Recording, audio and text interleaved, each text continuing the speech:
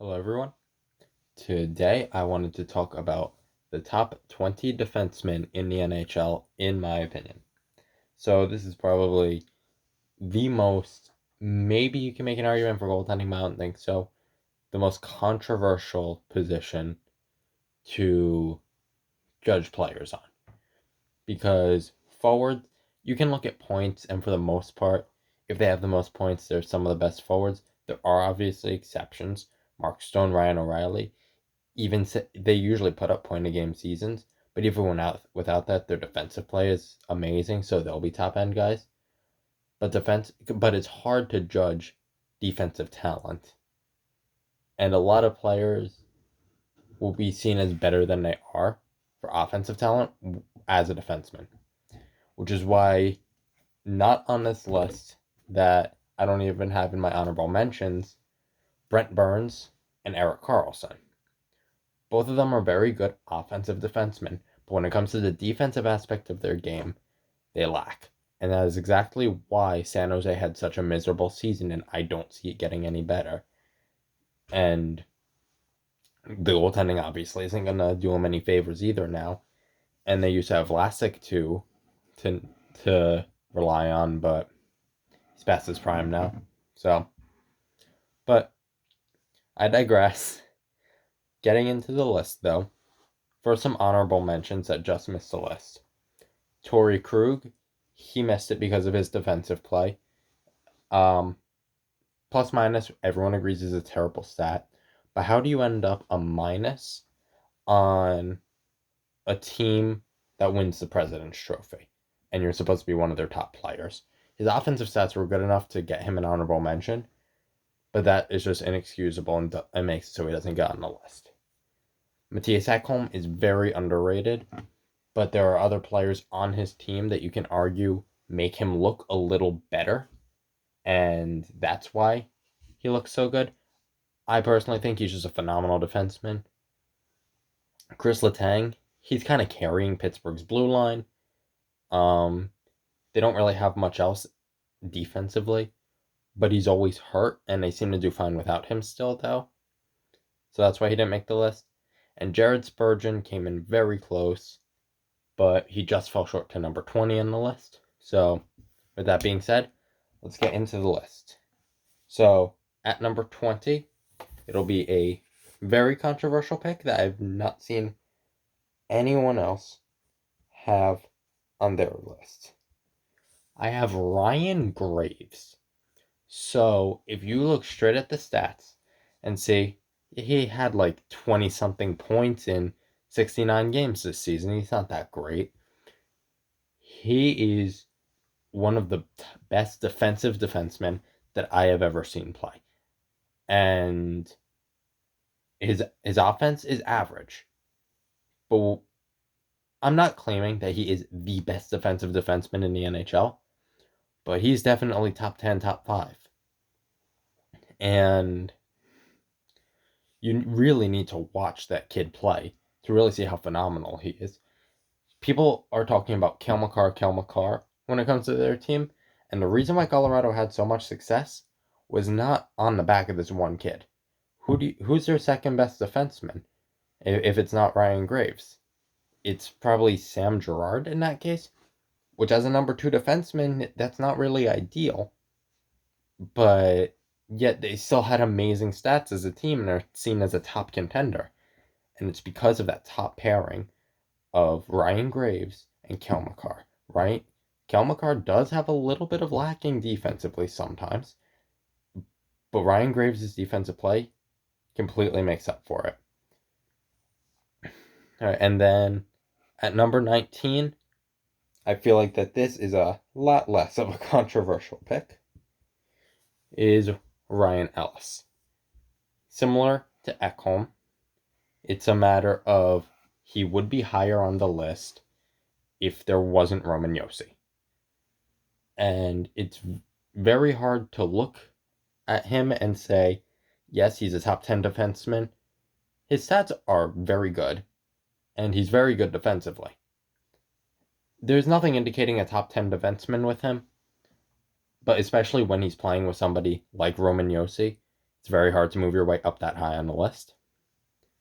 All right, and then at number 18, someone that I think has been kind of overrated recently, Shea Theodore.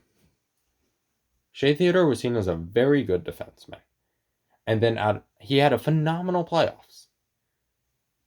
But all of a sudden, when he had these playoffs, there were these talks of he's going to win so many Norrises in his career, and he's one of the best defensemen in the NHL. He's going to be great, and he is a great defenseman. And obviously, I think he's one of the best ones if I have him in my top 20. But I don't see him being a future Norris winner. Maybe he can squeak out one in a career year, but the way people are talking about him make it seem like that they think that he's going to win so many Norrises, when I just don't see that being the case, especially by a Vegas team that came up short, and they have supposedly a Norris caliber defenseman.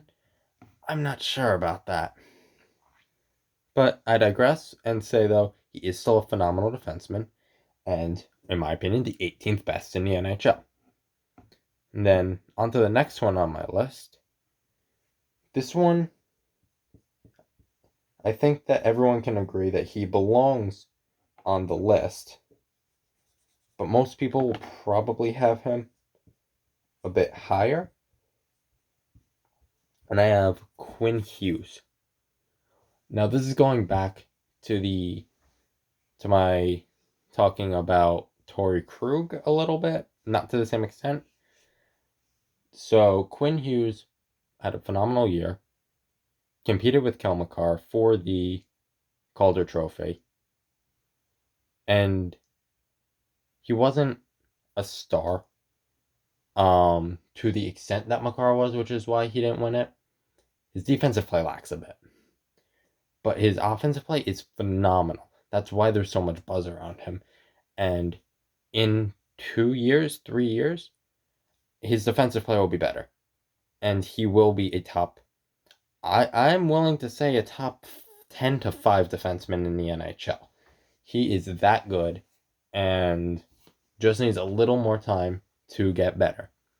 And I know it sounds like that I was just bashing him at the beginning, but he's really a phenomenal young defenseman, and it'll be a very exciting player for Vancouver to watch, and is why there's a lot of hype around the team, and why I see a lot of success in the near future for them. Hopefully they can win their first cup.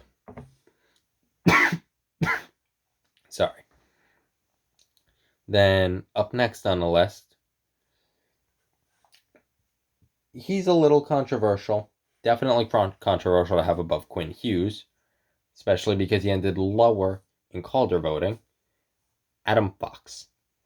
There might be a tiny bit of bias here because I am a Rangers fan. But watching Fox play game in and game out, the Rangers didn't have anyone on the blue line that could really play defense. D'Angelo, star offensive defenseman. Pretty bad in his own end. Jacob Trouba, he had a really down year this year. He was okay defensively, not great by any stretch. Mark Stahl got a little bit underrated because of the contract, but he was only okay defensively. So it was really up to Quinn Hughes Adam Fox to carry that blue line until Ryan Lundgren came in, which I thought Ryan Lundgren did a very good job defensively, so that Fox was able to do better offensively. And Adam Fox, just, when I watched him play, it was phenomenal. And honestly, you can honestly say that he's the second best player on the Rangers next to Artemi Panarin, even though there's still Mika Zibanejad. He's that good. And at number 15, this is another very good young player. You'll notice a trend here that a lot of these players are young. But I don't think that's as much of me having favoritism towards young players as it is just showing the league is getting younger. And players like Mark Giordano, who I had in my honorable mentions, are kind of getting pushed out, and you need to stay in as a top player to stay in this league, like Giordano, if you're an older player. But the player I have up next is Zach Warrenski.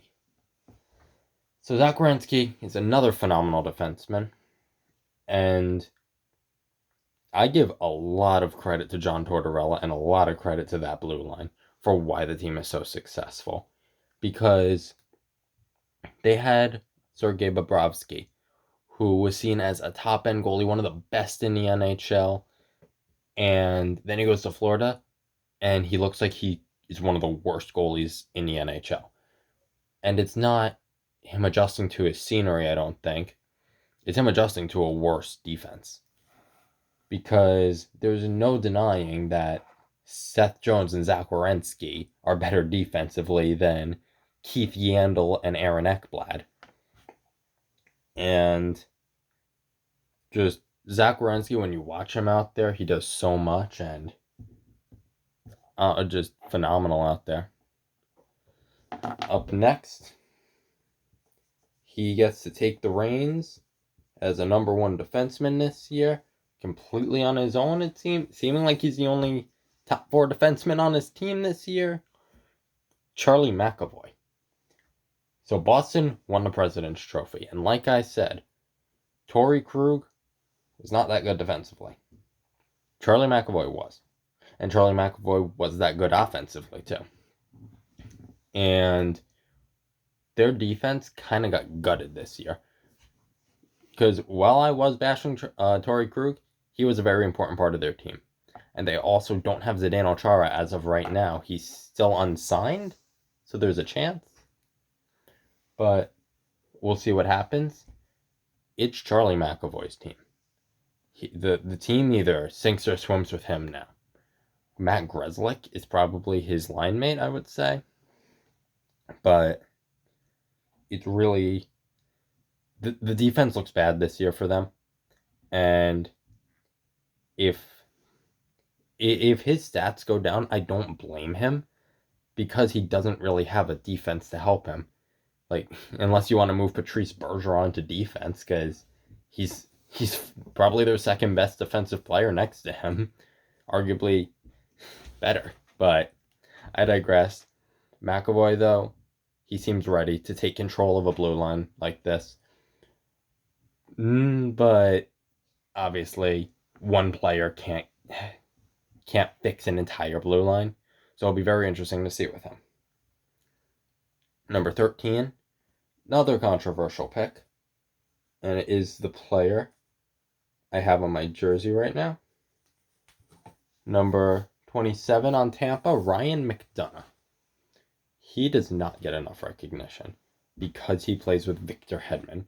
I don't believe they're on the same pairing. Actually, no, they're definitely not. And Victor Hedman has been hurt a few times. And whenever Victor Hedman gets hurt, you always hear talks of Ryan McDonagh in the Norris conversation until Hedman comes back. And then once Hedman comes back, McDonagh goes back to a defenseman that everybody forgets about. He was a phenomenal captain for the Rangers, and he helped lead the team to the Stanley Cup Final in 2014, President's Trophy in 2015. And then moving to when he went to Tampa, he was phenomenal. He was such an essential part to that cup run that they went on. And one of the most important players on the team, and probably one of the best leaders on the team too. Obviously, Stamkos was out, so he wasn't... His presence was still there, but not able to lead him on the ice. Players like McDonagh are the ones that stepped up and were able to get the team going to win that cup. He's just phenomenal and deserves a lot more recognition than he gets. And up next is Morgan Rielly. Nothing really much to say about him there, though, but, like, his team is known for having a terrible defense. And their offense is phenomenal. He carries that blue line. Jake Muzzin as their second best defenseman, and then it's like nothing past there. And he game in and game out is there to play 25 minutes a night around, and the team succeeds when he succeeds. I believe he was hurt for a little bit this year, and the team did awful when he was hurt. Toronto barely made the playoffs this year, and maybe it was a bit of a down year for Morgan Rielly. I think it was a little bit. And you get a small down year from Morgan Rielly, and your team has that much of a collapse. And I believe that was the big issue there. You have a little bit of a down year from Morgan Rielly, plus his injury. And even with that star offense, they can't recover from that. And the team needs Rielly to play like this number 12 defenseman. And I think I believe I had him last year in the top 10. And I think that he can get there again. He is phenomenal, and Toronto media gives him a little too much bashing for what he really brings to the team. Better be careful, or you might want to leave. And then your defense is Muzzin and Brody as your top two, which you definitely don't want. And then number 11 is, can't say enough good things about this defenseman, Thomas Chabot. So Thomas Chabot, if you put him on a team like, say, Boston, Tampa, or St. Louis or something, where they are a top team in the NHL, I could honestly see him being a top 5 defenseman. And the reason why he doesn't get as much recognition is kind of what I was talking about with McAvoy with the blue line there, except he's had to deal with this his entire career, where he is the only defenseman on that blue line, essentially, that can play top 4 minutes. And he needs to play a lot out there for Ottawa. And Ottawa, a struggling team, they weren't last in the NHL.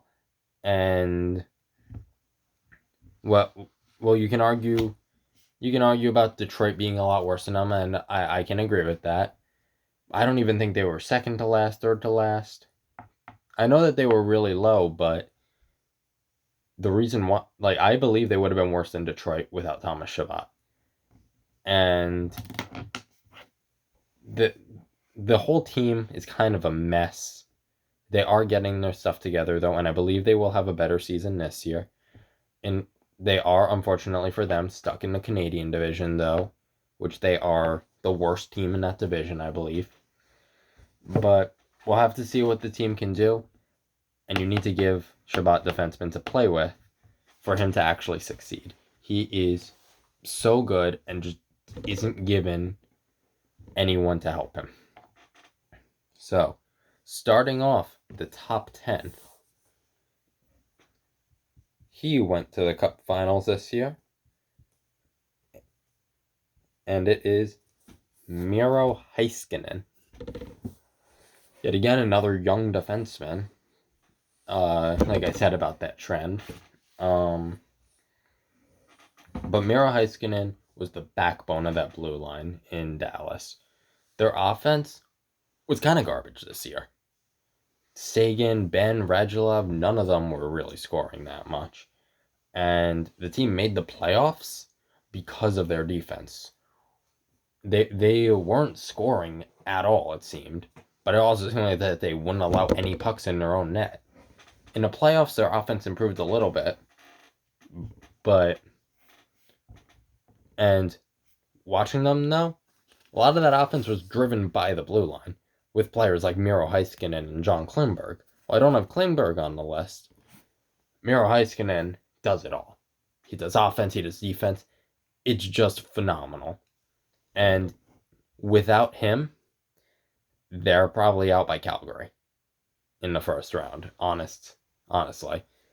And we're not talking about that amazing run that Dallas went on, that they ran into a hot Tampa and that's why they lost. We're talking about someone else. probably a Vegas or something, who lost to Tampa. And then at number 9, let me make sure. Yep. I've seen less having him higher. I've never really seen much having him lower, but Cale Makar. So Makar's an interesting one. Obviously, he only has one season in the NHL, but it was phenomenal. He was, you can argue, a top 3 defenseman in the NHL this year. And a lot of people have made that argument. But his offensive play was the big shining star point of him. And he was phenomenal in all assets. It wasn't just offensively.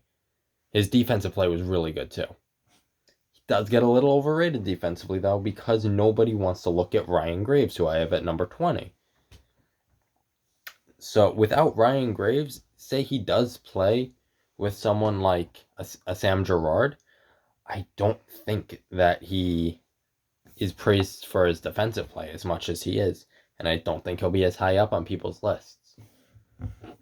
But that being said, still a phenomenal defenseman, one of the best in the NHL, absolutely a Norris winner in the near future, I would say. And then at number 8, he had a very good year this year. Dougie Hamilton. I remember last year when he had his first season in Carolina, and people were talking about, well, he's not as good as he was in Calgary, or he took a step back. And then this year, he proved that was wrong. Maybe he had a little step back in his first year, but after that, he's been lights out, and he has been phenomenal for them, offensively, defensively, whatever you need from him. He has been their guy. And they have arguably the best defense in the NHL, and it is run by him and Jacob Slavin, who are both phenomenal players, and can't say enough good things about either one of them. Number 7, there has been a lot of controversy about how good this player is, actually, of what I've seen online. Seth Jones. So, Seth Jones, like I mentioned with Zach Warrenski, is part of that phenomenal blue line that the Blue Jackets have. And he is the guy on that blue line. And night in, night out, he's the guy that Tortorella relies on the most. And I don't know why there seems to be this sentiment of he's not as good as people make him out to be. He is a phenomenal defenseman, and I considered having him as high as 4 on this list when I was making it. He is so phenomenal, and when Columbus lost seemingly their entire roster this year and were deemed to be a bottom team in the NHL where everyone else was getting better, he is a reason why they got better. Bobrovsky's stats sucked after he left Columbus. And then Korpisalo and Merzlikins' stats were phenomenal this year with that defense. And it is on the backs of Seth Jones and Zach Warrenski. And Seth Jones is definitely the better of the two. And he can do it all. He can do offense, he can do defense. Whatever you need Seth Jones to do, he can play in all situations. Alright. Moving on, though. At number 6, this is the last really young defenseman on my list. It's Rasmus Dahlin. What can the kid do to catch a break? Him and Eichel just do everything out there for the team, and there's no help, it seems. Rasmus Ristolainen is probably the second best defenseman on that team, and there's controversies every day about when will Rasmus Ristolainen get traded, and he's not good defensively. But however, at the start of every season, last year and the year before, Buffalo does really good at the start of the year. And it's because him and Eichel are able to take over that team for that half a year and let them go flying at the start of the season. And then eventually they get worn down. They can only do so much as the only two players seemingly that want to be out there some nights. I am also a big fan of Sam Reinhart, so I'm not going to discredit him either. But other than them, sometimes it seems like that the team just doesn't want to be there. And Rasmus Dahlin is just phenomenal, and he's the reason why the team got better. And I want to point out, though, you could say it's all Jack Eichel. It was 2 years ago and last year that Buffalo went to really good starts. The only 2 seasons that they've had Rasmus Dahlin. And they were bottom of the league every year before then. Well, seemingly every year. And he just isn't given enough credit for what he does.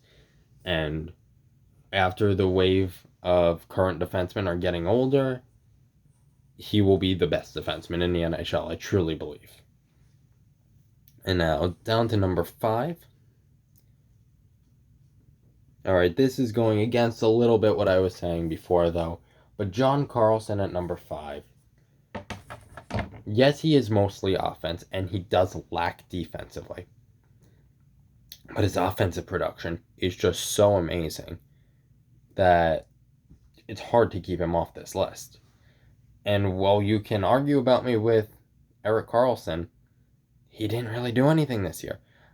And John Carlson's offensive play, and even his defensive play, even though it is lacking, was enough to keep Washington in a very good spot in the standings. And in an 82-game schedule, they were on pace for 102 points.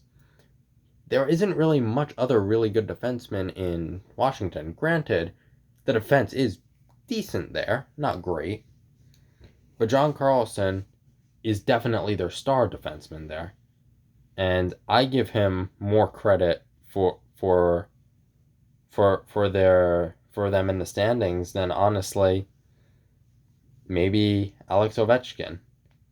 They have a lot of offensive tools, but their defensive tools, John Carlson is obviously the best one. And I'm not going to claim that he's a phenomenal defensive defenseman or anything. But John Carlson deserves credit where it's due. Did he deserve to be as hyped up for the Norris this year as he was? No, I was very glad that he didn't win it because I didn't think that he deserved it. But he's still a phenomenal defenseman. And his offensive play is just so much better than anyone else on this list. At number 4 on the list, he's going to a new team this year, which was already a phenomenal team before he came, is Alex Pietrangelo. Pietrangelo will do phenomenal in Vegas. He was a huge part of that cup win by St. Louis 2 years ago. Obviously, he was their best player. And I think St. Louis will have their struggles this year without him. They have Parayko and Dunn, I would think, as their top 2 defensemen now. And that's a huge step. And they did acquire Torrey Krug, though. But that's such a huge step down from Pietrangelo. He does everything out there. And him and Shea Theodore as their top 2 defensemen there, split them up, keep them together, it doesn't matter. They are just so set to have a phenomenal year this year in Vegas that it's insane. And the fact that they were able to clear enough cap space to get an Alex Pietrangelo after already being a very good team is phenomenal. And I know that there are people who think Alex Pietrangelo isn't as good as he seems, but I think he's one of the best defensemen in the NHL, and you can make an argument for anywhere up to 2, I would say, with him. The only reason I don't say 1 is I feel like number 1 is a pretty clear pick. And at number 3, I don't believe he's controversial to have on the list, but this high is definitely controversial. I have Jacob Slavin. I talked about him before with Dougie Hamilton, about how the two of them are phenomenal on that Carolina defense. Dougie Hamilton, very similarly to Ryan Graves, is just such an amazing defensive weapon. And he is the player that I would say is the best defensive defenseman in the NHL. Hands down. And his offensive stats, they're above average. And having someone that could be so amazing offensively and still do so amazing defensively and still do so amazing offensively is just insane. And he does not get enough credit for what he does in Carolina. He is the backbone of that defense. And just watching him play, though, like watching him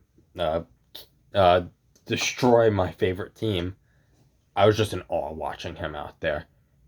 And there's a lot of hype around Hamilton. Everyone's saying he's their best defenseman.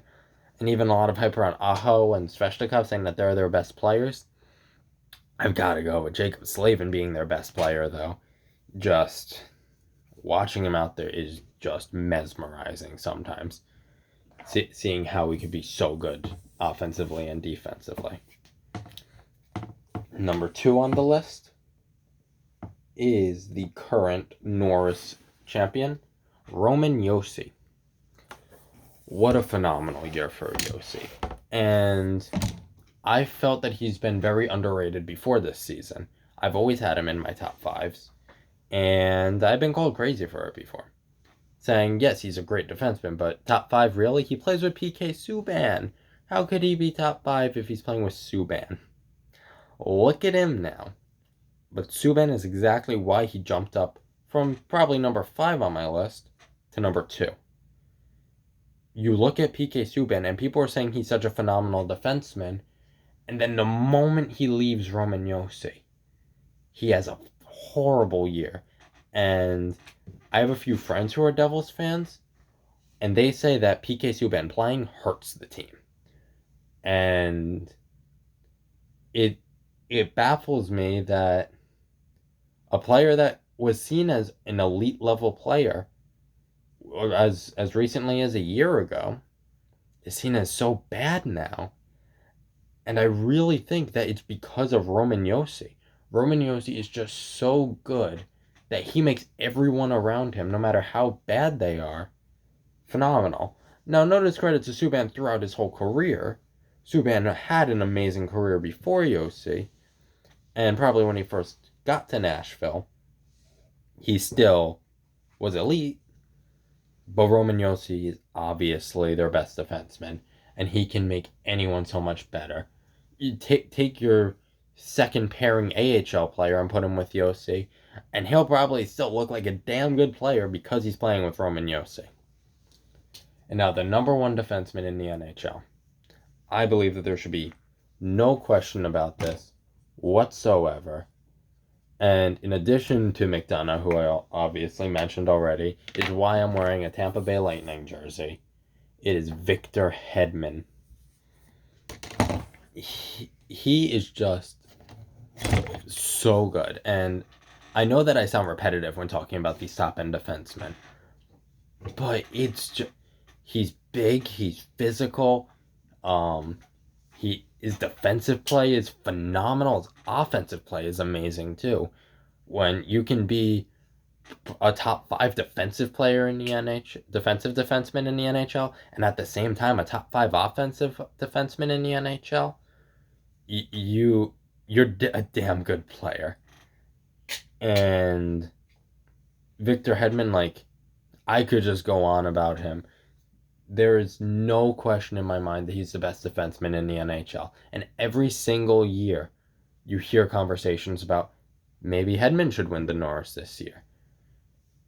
He wasn't a finalist this year, mostly because of his injuries, and also just because the whole team around him is so good too. But Hedman is just so far above, honestly, anyone else. Like, He is the clear-cut number one defenseman in the NHL, and I don't see an argument for anyone else being number one. So, this is my list again. So we have Ryan Graves, Ryan Ellis, Shea Theodore, Quinn Hughes, Adam Fox, Zach Warrenski, Charlie McAvoy, Ryan McDonagh, Morgan Rielly, Thomas Chabot, Miro Heiskanen, that faded a little bit, Kel McCarr, Dougie Hamilton, Seth Jones, Rasmus Dahlin, John Carlson, Alex Pietrangelo, Jacob Slavin, Roman Josi, and Victor Hedman. All very good defensemen. Some are underrated, some are overrated. But overall, there's no denying you want to have some of these players on your team. And a lot of these players, actually, there are multiple. I think in the top 7, in the top 7, 5 of the players in the top 7 had another player with them from their team on the top 20 list. And it's just phenomenal to see this. But I'd love to hear your thoughts in the comments. Tear apart my list and tell me how bad it is, or praise me for I'm a god and I get everything right. So thank you so much for watching. Like and subscribe, and I'll see you in the next one. Bye.